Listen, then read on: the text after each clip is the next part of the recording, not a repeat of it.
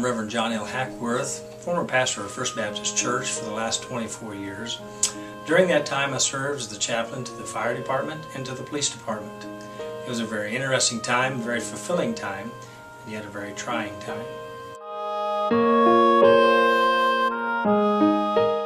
We were having a Baptist Bible Fellowship meeting where many pastors from New York and New Jersey were going to arrive at our church.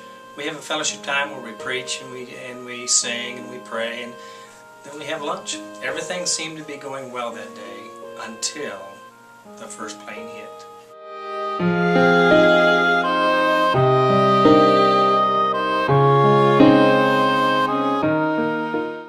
Many of our pastors had people that worked in that building. We had several that worked in that building. We had 13 that worked in Manhattan. And that began to weigh heavy on our minds. And so we decided to dismiss the meeting. Pastors began to make their way home. As I began to look at our list, we had 13 people on our list, we began to make phone calls. Most of the phone services were down. It was hard to find out. We would call the house, we would call their business, their jobs. We would try their cell phones, try any way we could to get in touch with them. By late that afternoon, we had found about 12 of those 13 people. My story today is about one that we could not contact. Dan and Renee Nolan.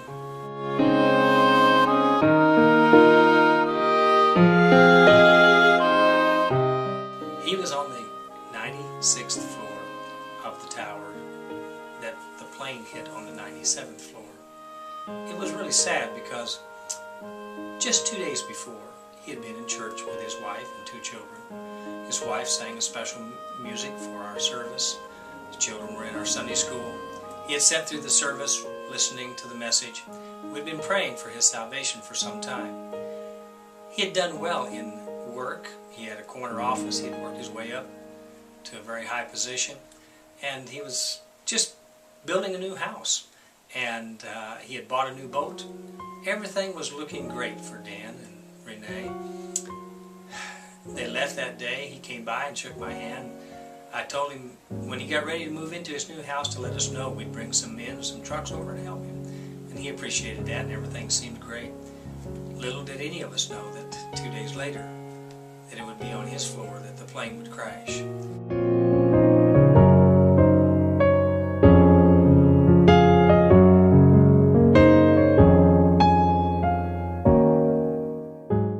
God's strength had to come over her. God's love had to embrace her. Other believers had to come around her to lift her up and pray for her and pray with her.